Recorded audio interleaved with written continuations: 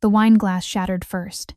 Emma watched it happen in slow motion, the burgundy liquid arcing through the air like blood, the crystal exploding against white marble in 1,000 glittering pieces. Then came her knees, hitting the floor hard enough to send shockwaves of pain up her thighs. "Are you completely incompetent?" The woman's voice cut through the restaurant like a blade. Victoria Ashford stood over Emma, her designer heels clicking against the marble as she stepped closer. "Do you have any idea how much this dress costs?" Emma's hands shook as she tried to gather the broken glass, her vision blurring with tears she refused to let fall. The wine had splashed across Victoria's ivory silk gown, a dark stain spreading like a wound. "I'm so sorry, ma'am." The tray slipped. "I'll pay for the cleaning, You'll pay?" Victoria laughed, the sound sharp and cruel. Around them, Ciel Bleu had gone silent. 50 pairs of eyes watched from candlelit tables. "Sweetheart, you couldn't afford the buttons on this dress with a year's salary." Emma's throat tightened. If you're enjoying this story so far, don't forget to hit the like button and subscribe. Drop a comment telling me where in the world you're watching from. I love hearing from you. She'd been working at Manhattan's most exclusive French restaurant for 8 months, every shift a tightrope walk between perfection and disaster. Tonight, she'd finally fallen. "Ma'am, please, I'm so sorry." Emma's voice cracked. A shard of glass bit into her palm, drawing blood, but she barely noticed. It was an accident. An accident? Victoria's companion, a silver-haired man in a suit that probably cost more than Emma's rent, joined in. "You clearly weren't watching where you were going. This is negligence." Emma had been watching. She'd been carrying the tray carefully, moving through the narrow space between tables exactly as she'd been trained. But Victoria had stood up suddenly, stepping backward without looking, and they'd collided. The physics were simple. The blame, apparently, was not. Marcus, the restaurant manager, materialized beside Emma, his face pale with panic. "Mrs. Ashford, I sincerely apologize. This is completely unacceptable. We'll comp your entire meal, naturally, and I don't want the meal comped." Victoria's eyes were cold as she looked down at Emma. "I want her fired. Immediately." Emma's stomach dropped. She couldn't lose this job. Not with her mother's medical bills piling up. Not with rent due in 3 days. Not with her little sister counting on her to pay for college applications. "Mrs. Ashford, if we could perhaps—" Marcus began, but Victoria wasn't listening. She was pulling out her phone, her manicured fingers flying across the screen. "I'm calling my lawyer. This kind of negligence creates a liability issue. Someone could have been hurt. I could have been burned if that wine had been hot." "It was cold wine," Emma whispered, immediately regretting it. Victoria's head snapped toward her. "What did you say?" Emma forced herself to look up, her knees still pressed against the cold marble, glass glittering around her like fallen stars. "Nothing. I'm sorry." "No, you said something." Victoria stepped closer, and Emma saw it in her eyes, the thrill of having power, of being able to destroy someone's life with a phone call and a complaint. "You think you're clever? You think you can talk back to me?" "I didn't mean—" Victoria's hand shot out. The push wasn't violent exactly. Not a punch or a strike. Just 2 hands on Emma's shoulders, shoving her backward with enough force to send her sprawling. Emma's hand slipped on the wet marble. She fell hard, her hip and shoulder taking the impact. Pain exploded through her body, sharp and immediate. The broken glass crunched beneath her. For a moment, she just lay there, stunned and humiliated. The restaurant spun around her, faces blurring together. She'd never been pushed before. Never been treated like something less than human, something disposable. "Please," the word escaped before Emma could stop it. She looked up at Victoria, at the woman's perfect hair, and perfect clothes and perfect contempt. "Please don't push me down again." She wasn't sure why she said it. Maybe because she couldn't think of anything else. Maybe because lying on the floor while Manhattan's elite watched and whispered, those were the only words that felt true. Someone in the crowd snickered. Emma heard it clearly, a sharp sound of amusement. Marcus was reaching down to help her up, apologizing in that endless, exhausting way. "Mrs. Ashford, please, if you could just—" Then a chair scraped.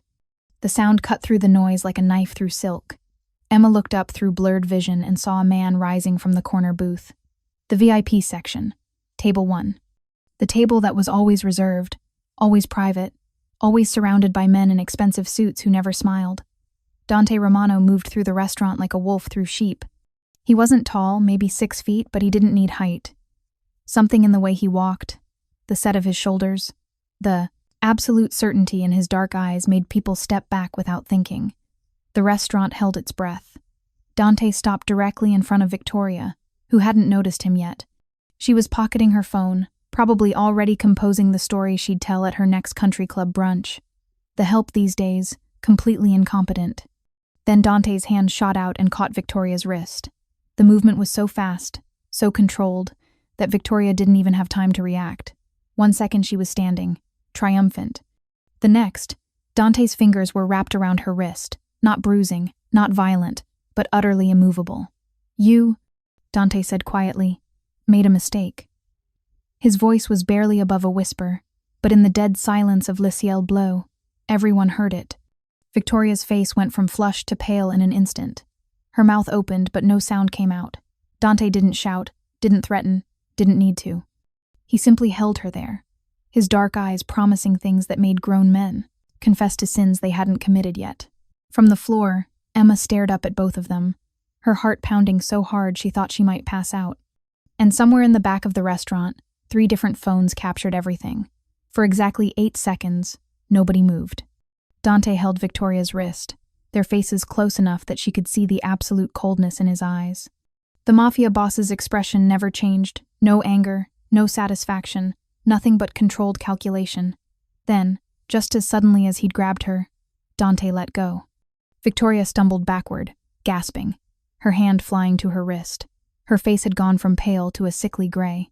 For a woman who'd never experienced real consequences in her 43 years, those 8 seconds had lasted a lifetime. "Mrs. Ashford," a voice cut through the tension.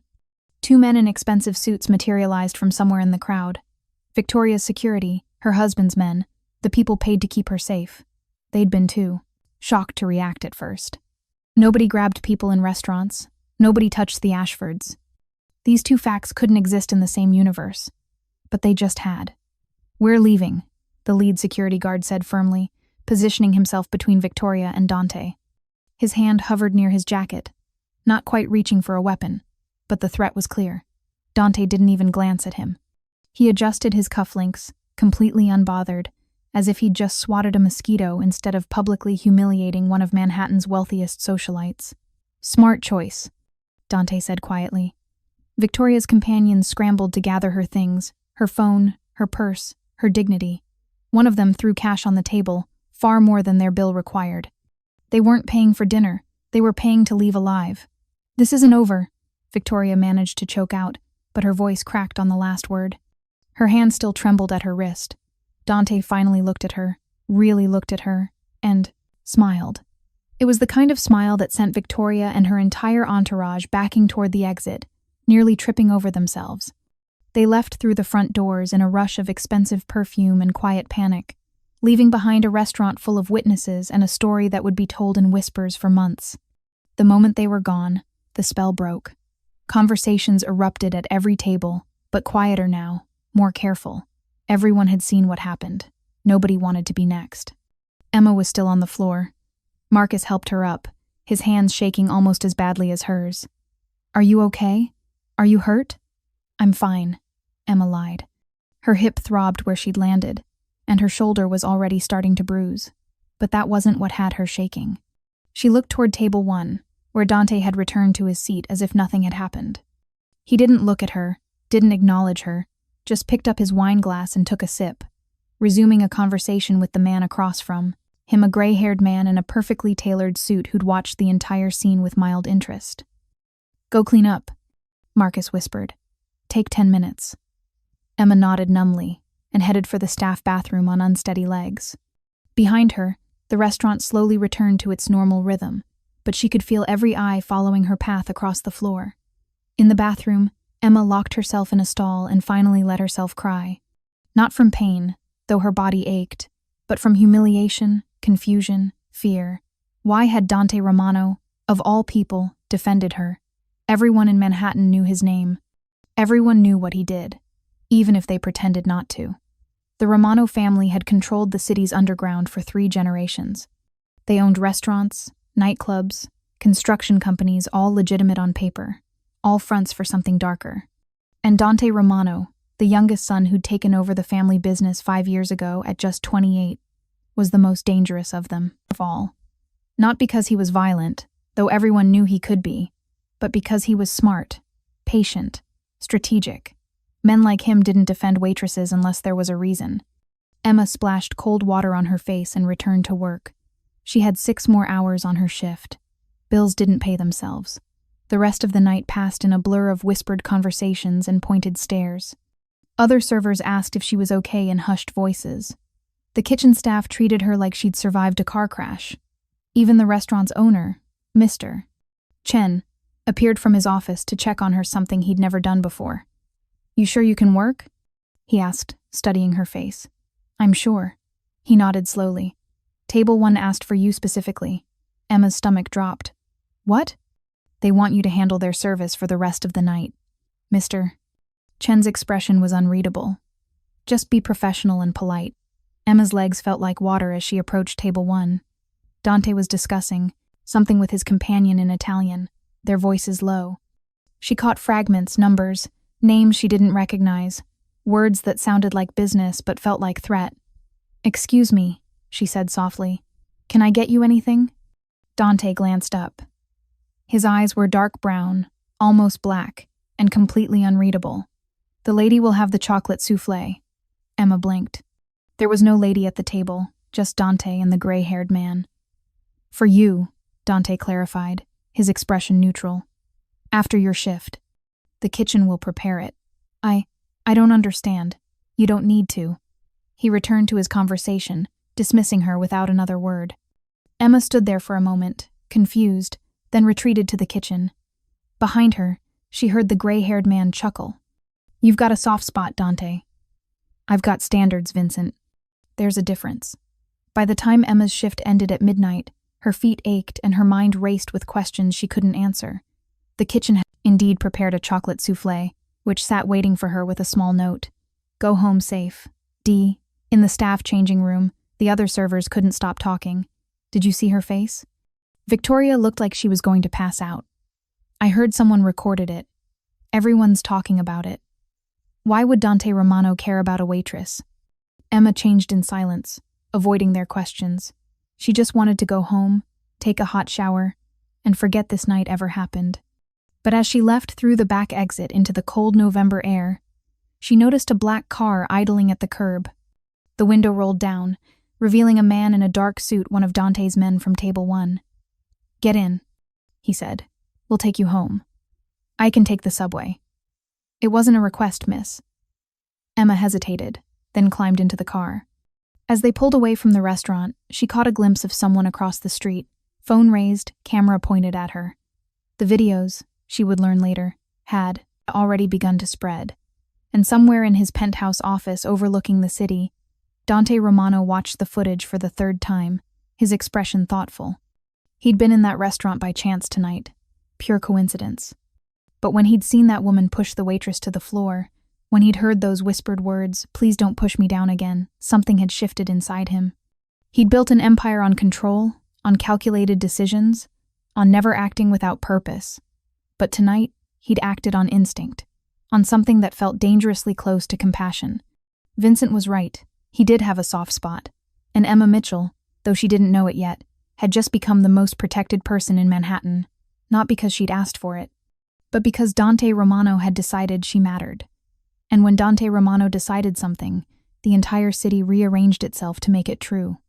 Emma's Saturday morning began with 47 missed calls and a video that made her coffee taste like ash. She sat at her tiny kitchen table in Queens, watching herself fall to the floor again and again. The angle was perfect. Some society wife with a new iPhone had captured every humiliating second. Victoria's sneer, Emma's pleading voice, Dante Romano's calm, deadly intervention. The video had been shared in dozens of private group chats among Manhattan's elite. It hadn't gone public yet. These people knew better than to post openly. But everyone who mattered had seen it. Emma's phone buzzed again. Another unknown number.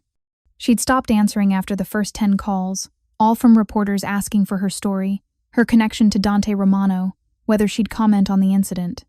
Her younger sister Maya appeared in the doorway, still in pajamas, phone in hand. Emma, you need to see this. I've seen it. Not the video. The comments. Maya sat down across from her, turning her phone around. People are going crazy trying to figure out who you are. Emma scrolled through the messages Maya had screenshot from various social media platforms. Most were curious, some supportive, many cruel. Who is this waitress? Why would Dante Romano defend her? She's obviously connected to the family somehow. Nobody gets that kind of protection for nothing. Maybe she's his mistress? His illegitimate daughter? Gold Digger probably staged the whole thing. Emma felt sick. She'd spilled wine, gotten pushed, and somehow that had turned her into a conspiracy theory. There's more, Maya said quietly. Mom called. She saw it too. Someone sent it to her Facebook. Their mother, currently in Ohio recovering from her second round of chemotherapy, was the last person Emma wanted worrying about this. What did you tell her? That you're fine, that it was just an accident at work. Maya hesitated. She asked if you're in trouble, if you need to come home. Emma couldn't go home. Home meant leaving her job, leaving the income that paid for their mother's treatments. Home meant giving up. I'm not in trouble, Emma said, though she wasn't entirely sure that was true. Her phone rang again. This time, it was Marcus from the restaurant. Emma, don't come in today. Her stomach dropped.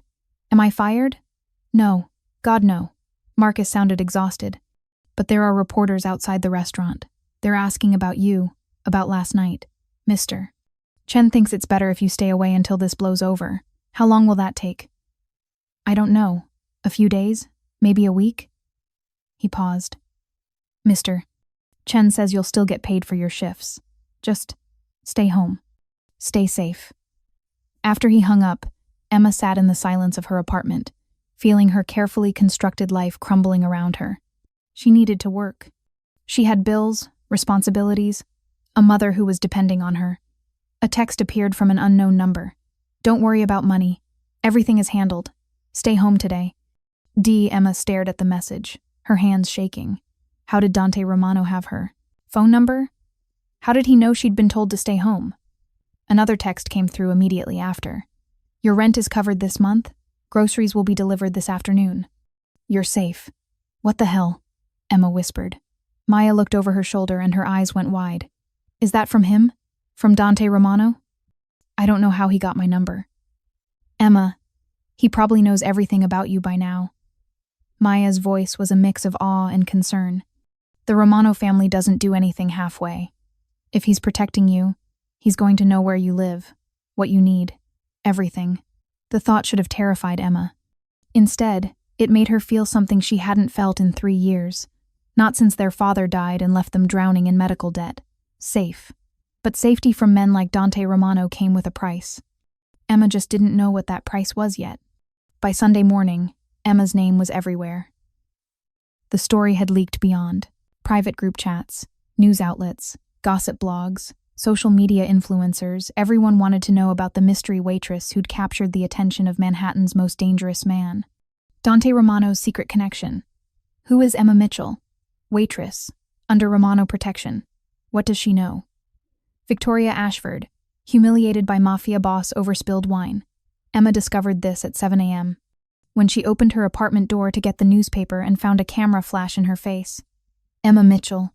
How long have you been involved with Dante Romano? She slammed the door, heart hammering. Through the peephole, she saw 3 people in the hallway, 2 with cameras, 1 with a phone recording. They were knocking now, calling her name. Just a few questions, Emma.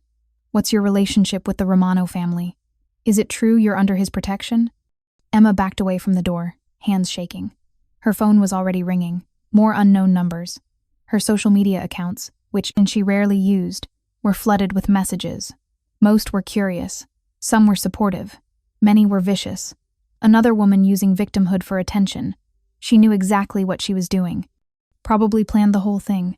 Gold Digger got what she wanted. Hope she's happy. Maya emerged from her bedroom, taking in Emma's panicked expression. They found you. There are reporters in the hallway. They're asking about Dante, about protection, about things I don't even understand.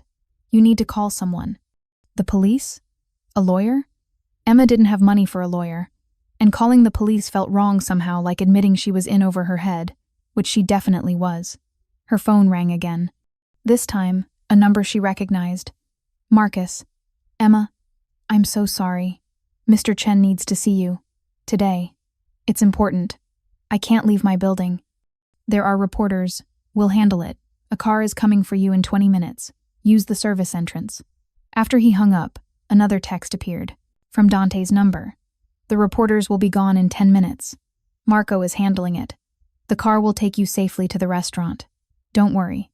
Emma watched through her window as, exactly 8 minutes later, 3 large men in suits appeared in the hallway. She couldn't hear what they said to the reporters, but within 2 minutes, the journalists were gone. Just gone. The power to make problems disappear with a phone call. That was what Dante Romano offered, and Emma was starting to understand just how much trouble she was in. The black car that picked Emma up was sleek and expensive, the kind with tinted windows that made her feel invisible again. The driver, a serious man in his 40s with a scar above his eyebrow, introduced himself as Marco.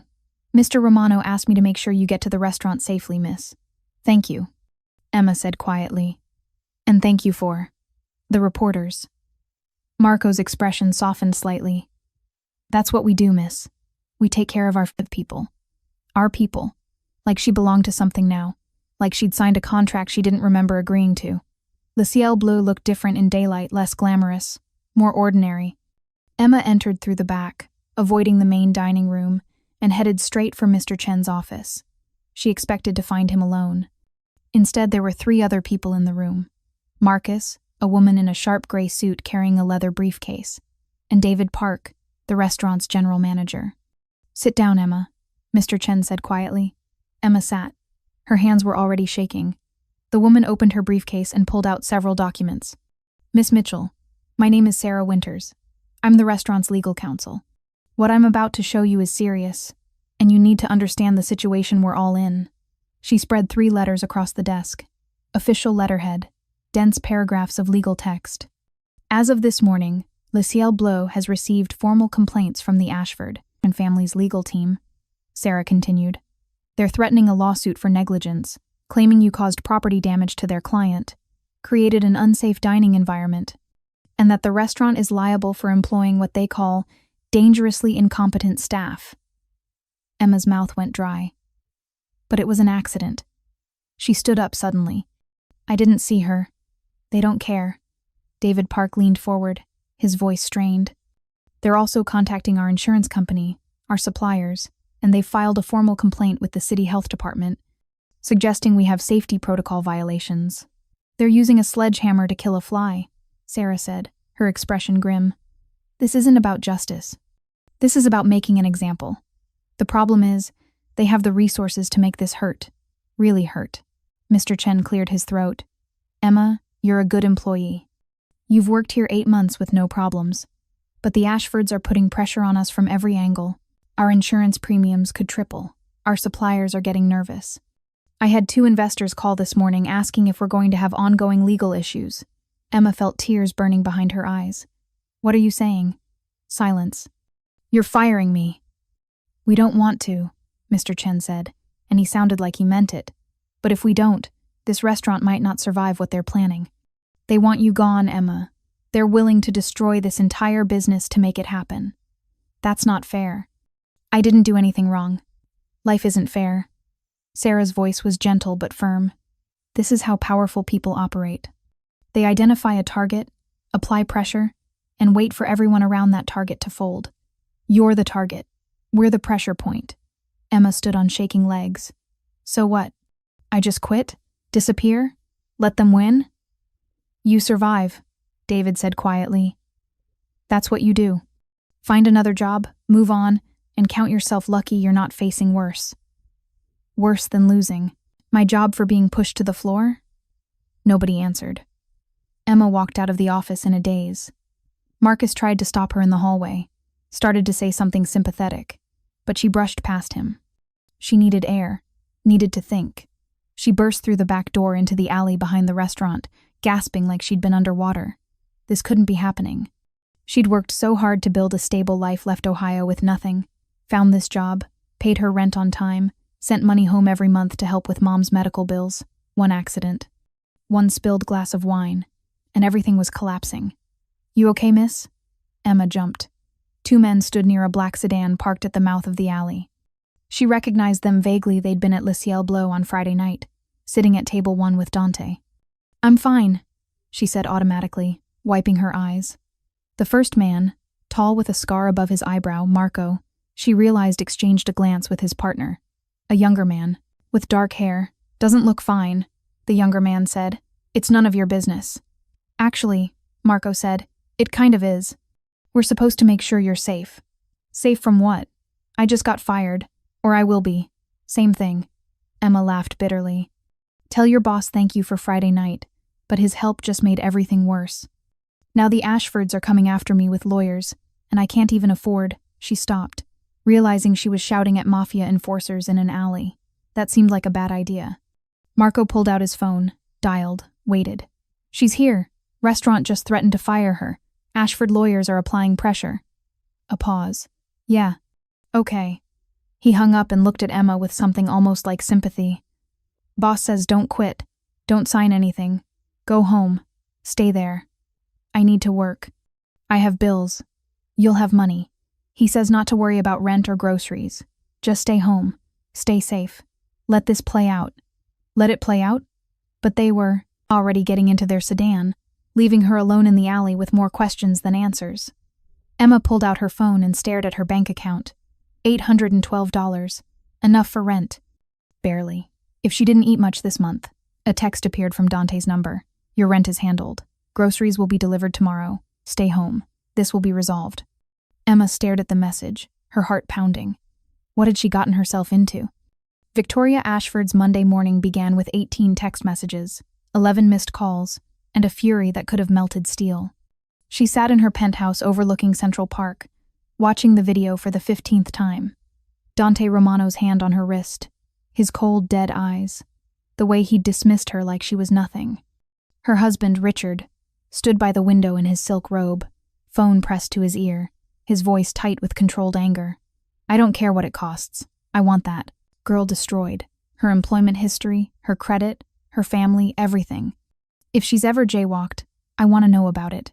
He was talking to their lawyer, the one they kept on retainer for situations exactly like this.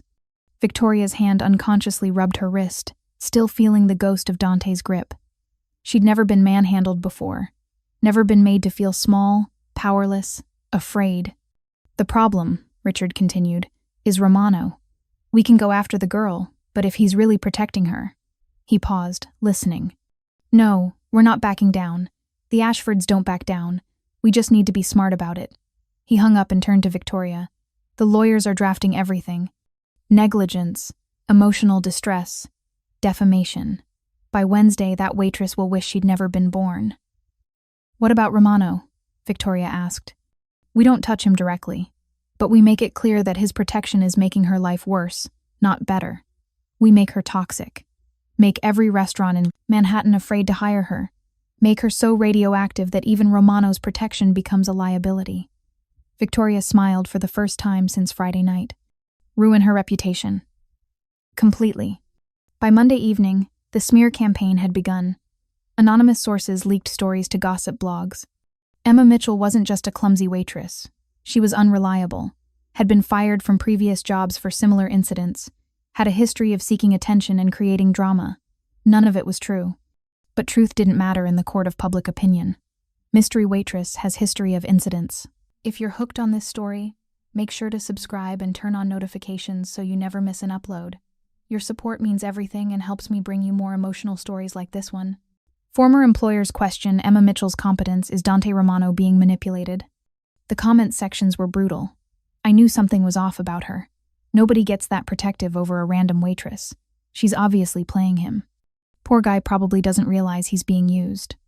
Another woman crying victim to get attention and money. Emma read every word, sitting in her apartment as the walls closed in. Maya tried to take her phone away, but Emma couldn't stop scrolling, couldn't stop seeing what people thought of her. Her phone rang. Mom. Emma, honey, what's happening? People are sending me articles about you. They're saying terrible things. It's not true, Mom. None of it. Emma's voice cracked. I spilled wine. That's all. And now they're trying to destroy me. Who's they? The woman whose dress I ruined. The Ashfords. They're rich and powerful, and they want to make sure I never work again. Her mother was quiet for a long moment. What about this Romano man? The one who defended you? I don't know, Mom. I don't know what he wants or why he's helping or what any of this means. Do you trust him? Did she? Emma thought about Dante's controlled fury on Friday night. The way he'd made Victoria Ashford look small and powerless with just a glance. The text messages promising safety, promising support. I don't know him. Well enough to trust him, Emma admitted. But I don't have a lot of options right now. After they hung up, Emma sat in the darkness of her living room, watching the city lights flicker beyond her window. She felt like a chess piece being moved around a board, powerless to control her own position. Her phone buzzed. Another text from Dante. I'm handling the Ashfords. Trust me. You're safe. Emma wanted to believe him, wanted to trust that someone powerful was finally on her side, but trust required knowing what someone wanted in return, and Dante Romano hadn't told her his price yet. Dante Romano didn't believe in coincidences. In his line of work, coincidences got people killed. So when he'd seen Emma Mitchell whisper those words on Friday night, "Please don't push me down again," and something in his chest had tightened with recognition. Every instinct told him to dig deeper. Not because he suspected her of anything, but because he needed to understand why a stranger's pain had moved him to act without calculation. Tuesday morning, Dante sat in his office with his consigliere, Vincent Castellano. Vincent had been with the family for 30 years, gray-haired, sharp-eyed, and one of the few men alive who could speak to Dante without fear. Emma Mitchell, Vincent said, sliding a file across the mahogany desk. 26 years old. Parents' deceased father died 3 years ago. Heart attack. Mother is currently in Ohio undergoing chemotherapy for stage 3 breast cancer. Dante leaned back in his leather chair, listening. She's got a younger sister, Maya, 19 years old. Emma dropped out of City College 2 years ago to work full-time when her mother got sick. Had a partial scholarship, good grades gave it all up. Vincent flipped a page. She works 2 jobs. Breakfast shift at a diner in Queens, nights at Le Ciel Bleu, pulls 60, sometimes 70 hours a week. Every penny goes to medical bills, rent, and her sister's college fund. Something tightened in Dante's chest. He knew sacrifice. He understood duty. But this girl had rebuilt her entire life around protecting her family. What about the apartment? Dante asked. Small, 1 bedroom in Queens. Emma sleeps on the couch so her sister can have the bedroom. Vincent's expression darkened. Neighborhood's gotten worse over the past year. She walks home alone most nights. Does she have anyone else? Friends? Boyfriend? No boyfriend. Few casual friends from the diner. But she keeps to herself mostly. Her entire world is work and family. That's it. Vincent closed the file. Boss, this girl is clean. Completely clean. No debts to the wrong people, no criminal record, no connections to anyone in our world. She's exactly what she appears to be, a good person trying to survive. Dante absorbed this in silence. He'd expected something, some angle, some complication. But Emma Mitchell was exactly what he'd seen that night. Someone who helped others without expecting anything. In return, those people were rare in his world, almost non-existent. What about current threats? Dante asked. Vincent's expression grew serious. That's the problem.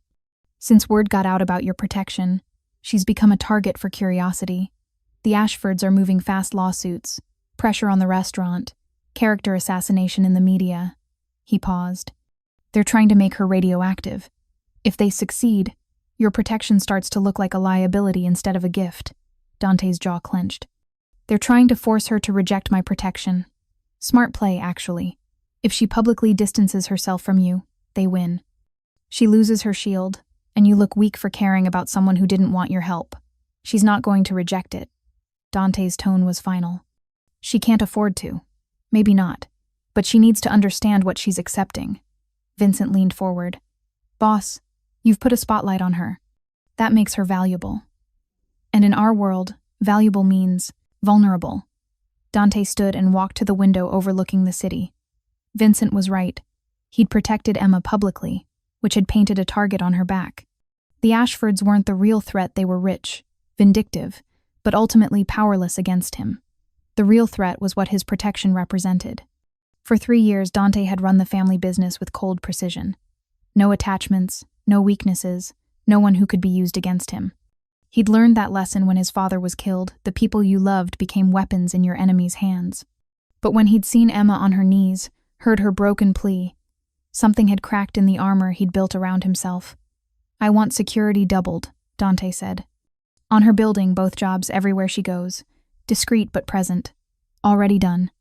The Ashfords, what are they planning? Press conference Thursday. They're going public with their side of the story, painting Emma as negligent and possibly mentally unstable. They've got their PR team working overtime." Vincent paused. "They're also filing formal complaints with every licensing board they can find.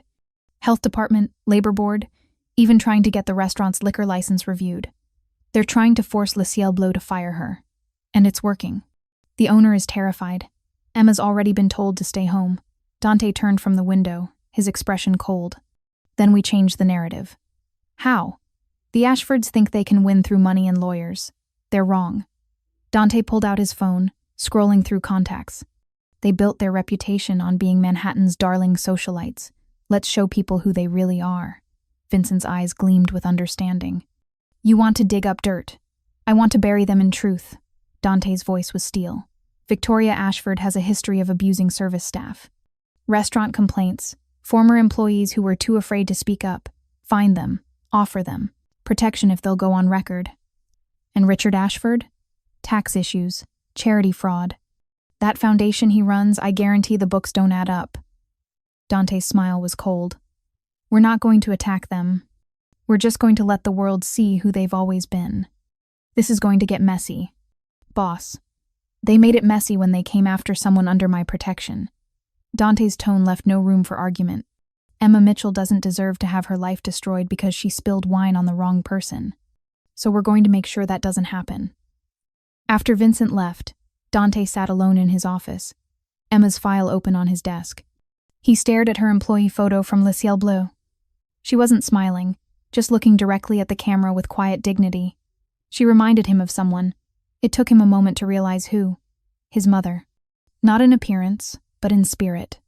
His mother had been a waitress when his father met her. She'd worked 2 jobs, sent money home to her, a family in Italy, never complained about the exhaustion or the difficulty. She'd been good, genuinely good, in a world that tried to destroy goodness. His father had protected her fiercely, had built an empire partly to ensure she never had to struggle again. And now Dante found himself doing the same thing for a stranger. Except Emma Mitchell didn't feel like a stranger anymore. He pulled out his phone and sent her a text. "Don't worry about the Ashfords. I'm handling it. Trust me." Then he made a call to the city's most respected investigative journalist. By Thursday morning, the narrative had already started to shift. Emma woke up to a different kind of news cycle. The first article appeared in the New York Times at 6 a.m. Victoria Ashford's hidden history. Multiple complaints from service workers. Emma read it with her coffee growing cold, her hands shaking. The article detailed 3 years of complaints from restaurant staff, hotel workers, and retail employees. Women who'd been berated, pushed, humiliated by Victoria Ashford. Most had been too afraid to speak up. The Ashfords had money, lawyers, power. But now, with Dante Romano's silent backing, they'd found their voices. "She threw a drink in my face because the ice wasn't crushed fine enough," a former country club waitress said. "Then she complained to my manager and got me fired. She shoved me into a wall because I didn't hold the elevator for her fast enough," a hotel worker recalled. "I had bruises for a week." The article included security footage from various establishments, grainy but unmistakable Victoria Ashford treating service workers like garbage. By 8 a.m., a second article dropped. This one about Richard Ashford's charity foundation, the one that claimed to support children's hospitals but seemed to spend more on administrative costs and luxury fundraising galas than actual charity work. The IRS, the article noted, had just announced a formal audit. Emma's phone rang. "Marcus. Emma, have you seen the news? I'm looking at it now. The Ashfords just canceled their press conference. Their lawyer issued a statement saying they're reassessing the situation." Marcus sounded almost giddy. "Mr. Chen wants you to come back to work. Tonight. Full pay for the days you missed." After they hung up, Emma sat in stunned silence. The Ashfords had been destroying her life 48 hours ago. Now they were in full retreat. Dante Romano had done this. She knew it with absolute certainty. Her phone buzzed. A text from his number. The threat is handled. You're safe to work again, but I'd like to see you first. My office. 4 p.m. today. The address is below. Please come. The please surprised her. Men like Dante Romano didn't usually ask permission. Maya appeared in the doorway, reading her phone with wide eyes. Emma, the Ashfords are getting destroyed online. People are calling Victoria a bully, saying Richard's a fraud. There are memes, videos, everything. I know. This is him, isn't it? Dante Romano did this. Emma nodded slowly. So, what are you going to do? I'm going to meet him. Emma stood, her decision made. I need to understand what he wants from me. Why he's doing all of this. What if he wants something you can't give? Emma thought about her mother's medical bills, Maya's college fund, the constant weight of responsibility she'd carried for 3 years. She thought about being on her knees in that restaurant, feeling powerless and small. Then I'll deal with that when it comes, she said. But right now, he's the only reason I still have a job.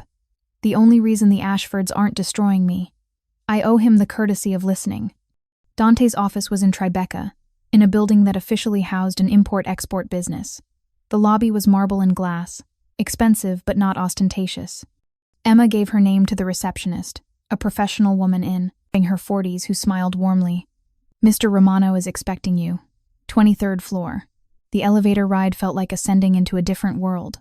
When the doors opened, Emma stepped into a space that was somehow both elegant and intimidating. Dark wood, leather furniture, floor-to-ceiling windows overlooking the city. Vincent Castellano met her in the hallway. Miss Mitchell, this way, please. He led her to a large office where Dante sat behind his desk, reading something on his computer. He looked up when she entered and stood immediately, a gesture of old-fashioned courtesy that surprised her. Emma, thank you for coming. He gestured to the chair across from his desk. Please, sit. Emma sat, her hands folded in her lap to keep them from shaking. Dante looked different here, more relaxed, less guarded. He'd removed his jacket, loosened his tie. His reading glasses sat on the desk beside a stack of papers. I saw the news, Emma said. About the Ashfords. They made a mistake. I simply made sure people knew the truth about them. Dante's expression was neutral. You're not the first person Victoria Ashford has abused.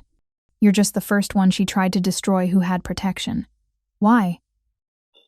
The question burst out before Emma could stop it. Why do you care? You don't know me. I'm nobody to you. Why would you go to war with the Ashfords over a waitress who spilled wine? Dante was quiet for a long moment. He stood and walked to the window, his back to her, silhouetted against the city skyline. My mother was a waitress, he said finally. When my father met her, she was working 3 jobs, sending money home to her family in Italy. She was exhausted, overworked, barely surviving. He turned to face Emma. One night, a customer, a drunk businessman, put his hands on her, pushed her, degraded her. Emma's breath caught. My father saw it happen. He was just a low-level associate back then, nobody important. But he stepped in anyway, protected her. And that night, he promised her that no one would ever make her feel small again. Dante's eyes held Emma's. He spent the rest of his life keeping that promise. I remind you of your mother, Emma whispered, understanding dawning. You remind me of why my father built this empire. Not for power or money, but to protect people who couldn't protect themselves. Dante moved closer, his voice softening. When I saw you on your knees, when I heard you say, please don't push me down again, something in me shifted. I couldn't walk away. Emma felt tears burning behind her eyes. I didn't ask for protection. I know. That's exactly why you deserve it. Dante sat on the edge of his desk, closer to her now. Emma, I understand this is overwhelming. The attention, the changes, being pulled into a world you never asked to be part of. But I need you to understand something. He paused, choosing his words carefully. My protection isn't temporary. It doesn't end when the Ashfords slink away or when the media moves on to the next story. You're under my family's protection now. That's permanent. Why would you do that? Emma's voice cracked. What do you want from me? Nothing. The word was firm, absolute. I want nothing from you except your safety. You can work wherever you want, live however you want, date whoever you want. My protection doesn't come with conditions or expectations. It's freely given. Emma stared at him, searching his face for deception, for hidden motives. She found only sincerity. I don't understand your world, she admitted. I don't know how to navigate it. You don't have to navigate anything. You just have to live your life. Dante's expression softened. The only thing I ask is that if you're ever in trouble, any kind of trouble, you call me. Don't try to handle it alone. Don't try to protect yourself when I can do it better. Emma thought about the past 4 days.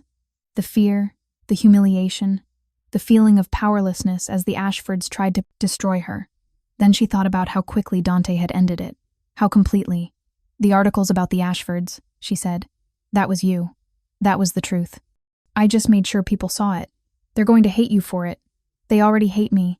I'm a mafia boss, Emma. I stopped caring about public opinion a long time ago. He smiled slightly. But I care about fairness. About protecting people who deserve protection. About making sure bullies face consequences. Emma's mind raced. She could reject this.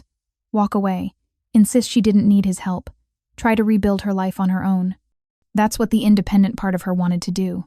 But the practical part, the part that had been drowning in responsibility for 3 years, whispered something different. What if you didn't have to fight alone anymore? If I accept this, Emma said slowly, if I accept your protection, what does that mean? What am I agreeing to? It means your family. Dante's voice was warm. Not by blood, but by choice. My family takes care of our own. We protect each other. We support each other. That's all this is. And if I want to leave? If I decide this is too much? Then you leave. No questions, no consequences, no strings attached. Dante met her eyes. But you'll still be protected, Emma. Even if you walk away from me right now, I'll make sure you're safe. That doesn't change. Emma felt something shift inside her, a weight she'd been carrying for years, slowly starting to lighten. Okay, she whispered. Okay? Okay. I accept your protection. Your family. The word felt strange in her mouth. She hadn't had a family, not a real one, since her father died. But I need you to understand something too. Dante waited. I'm not going to become someone different. I'm still going to work, still going to take care of my mother and sister, still going to live my life. I won't be some trophy you protect for appearances. I won't be owned. I don't want to own you, Emma. Dante's smile was genuine now, reaching his eyes. I just want you to be safe. And maybe, if you're willing, I'd like you to understand that you're not alone anymore. The words broke something inside Emma. Tears spilled over, and she didn't try to stop them. Dante handed her his handkerchief, monogrammed, expensive, soft as silk. He didn't say anything, didn't try to comfort her with empty words. He just let her cry, let her release 3 years of fear and exhaustion and loneliness. When she finally composed herself, Emma looked up to find Dante watching her with an expression she'd never seen before. Tenderness. Thank you, she said, for everything, for Friday night, for the Ashfords, for understanding. You don't need to thank me, Emma. We're family now. He stood, offering his hand to help her up. Come on, I'll take you home. The drive back to Queens was quiet but comfortable. Dante drove himself, no bodyguards or drivers, just the 2 of them in his sleek black car, the city lights flickering past the windows. Your mother, Emma said suddenly. Is she still alive? Yes. She lives in Connecticut now, in a house my father built for her. She gardens, volunteers at the local church, lives quietly. Dante's voice was warm with affection.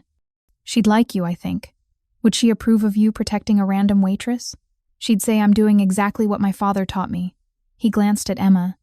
And you're not random. Not anymore. When they reached her building, Dante walked her to the door, despite her protests. Thank you, Emma said again, hand on the doorknob. For today, for listening, for letting me choose. That's what family does. Dante's smile was soft in the streetlight. Get some rest. Tomorrow you go back to work, back to your normal life. But if anything at all feels wrong, you call me. Promise? I promise. He waited until she was inside, until the door was locked, before returning to his car. From her window, Emma watched him drive away. Maya appeared beside her, taking in her sister's expression. So, what happened? Emma touched her face, realizing she was smiling.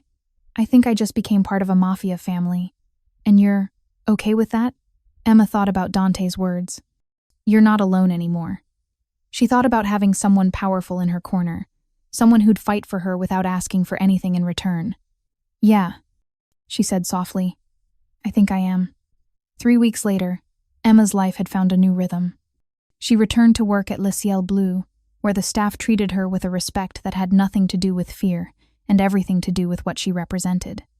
The girl who'd stood up to Victoria Ashford, or rather, who'd been protected when she needed it most. The Ashfords had disappeared from public life. Victoria's charity positions had been quietly rescinded. Richard's foundation was under federal investigation. They'd moved to their estate in the Hamptons and hadn't been seen in Manhattan since. Emma didn't gloat. She felt, if anything, a strange sort of pity for them. They'd had everything and had lost it all because they couldn't stop being cruel. Dante came to Ciel Bleu once or twice a week, always at table 1, always requesting Emma's section. They'd talk during her breaks, casual conversations about her mother's improving health, Maya's college applications, his mother's garden in Connecticut. He never pressured her for more. Never suggested their relationship was anything beyond what it was, a mafia boss protecting someone he'd chosen to care about, and a waitress learning to accept help without losing herself. But something was growing between them. Emma felt it in the way his eyes followed her across the restaurant, in the way her heart beat faster when she saw him, in the comfortable silences that stretched between them, waited with everything unspoken. One Saturday night, after her shift, Dante waited for her by his car. I have something for you, he said, handing her an envelope. Emma opened it carefully. Inside was a check made out to her mother's hospital, enough to cover 6 months of treatment. Dante, I can't. Yes, you can. His voice was gentle but firm. Your mother is family now, too. Family takes care of each other. Emma's eyes filled with tears. Why are you doing this? Because you spent 3 years carrying everything alone. Because you deserve help. Because I can. He stepped closer. And because somewhere along the way, Emma Mitchell, you stopped being just someone I protected and became someone I care about. The words hung in the air between them, loaded with possibility. I care about you too, Emma admitted. But I don't know if I can be what you need. I'm still just a waitress. I'm still trying to figure out my life. I don't know how to be part of your world. Then don't be part of my world. Dante's hand came up to cup her face, his touch. Featherlight, let me be part of yours. Emma's breath caught. What does that mean? It means I don't need you to change. I don't need you to become someone different or learn the rules of my world. His thumb brushed away a tear she hadn't realized had fallen. I just need you to let me stand beside you, to let me care about you, to let me be there when you need someone. That's all? That's everything. Dante's smile was soft, vulnerable in a way she'd never seen him before. I've lived in darkness my entire life, Emma. Your light. Your goodness. You remind me that there's more to this world than power and territory and endless games. Emma's hand came up to cover his, pressing it against her cheek. I'm scared. Of me? Of what this means. Of getting used to having someone in my corner and then losing it. Losing you. Her voice dropped to a whisper. I've lost too many people already. You're not going to lose me. Dante's voice was absolutely certain. I promise you. Like that. Whatever this becomes, whatever we become, I'm not going anywhere. Emma searched his face and found only sincerity, only truth. Okay, she said. Okay? Okay, you can be part of my world. You can stand beside me. You can care about me. She smiled through her tears. And I'll try to believe that I deserve it. You deserve everything, Emma Mitchell. Dante leaned forward and pressed a kiss to her forehead, chaste, tender, full of promise. Everything. 6 months later, Emma stood in the kitchen of her new apartment, still in Queens, but bigger, safer, in a building where she no longer heard gunshots at night. Maya had her own room. There was space for her mother when she visited. Dante had insisted on covering the move, the security deposit, the first 3 months of rent. Emma had argued, had insisted on paying him back, but he'd simply smiled and said, family doesn't keep score. She was learning what that meant. Learning that accepting help wasn't weakness. Learning that protection could be freely given without strings attached. Learning that she could be loved without losing herself. Because that's what this was, she realized as she watched Dante laugh with Maya over dinner. Love. Not the desperate, consuming kind from movies, but something steadier, quieter. The kind that built itself slowly out of trust and respect, and choosing each other every single day. "What are you thinking about?" Dante asked, catching her watching him. "That I'm glad Victoria Ashford pushed me down," Emma said honestly. Maya choked on her water. "What?" "Because if she hadn't, none of this would have happened." Emma looked at Dante, at the man who defended her, protected her, cared for her without asking for anything in return. "I'd still be alone, still drowning, still trying to carry everything by myself." "You were never going to drown," Dante said softly. "You're too strong for that, but I'm glad I could make the swimming a little easier." Later, after Maya had gone to bed and they stood on Emma's small balcony overlooking the city, Dante pulled her close. "I love you," he said simply. "I need you to know that. I love who you are. I love your strength and your kindness, and the way you still cry when you're happy. I love that you haven't changed despite everything that's happened." Emma's throat tightened. "I love you too. Even though you're a mafia boss and my life is completely insane now, and I still don't understand half of what happens in your world. You don't need to understand my world." Dante's arms tightened around her. "You just need to be in it." Emma leaned into him, feeling safe in a way she'd never felt before. Protected not just by his power or his money or his family's reputation, but by his genuine care, his choice to love her exactly as she was. She'd whispered 5 words that night in the restaurant, "Please don't push me down again," and everything had changed. Dante Romano had grabbed Victoria Ashford by the collar, but he'd held Emma's heart with gentle hands. And in a city built on power and money and endless games, they'd found something real, something worth protecting. Something that started with a broken girl on a restaurant floor and ended with her standing tall beside the man who decided she deserved to rise. Thank you so much for watching until the end. If you loved this story, check out the other videos on your screen now. I think you'll really enjoy them. And don't forget to subscribe if you haven't already. See you in the next story.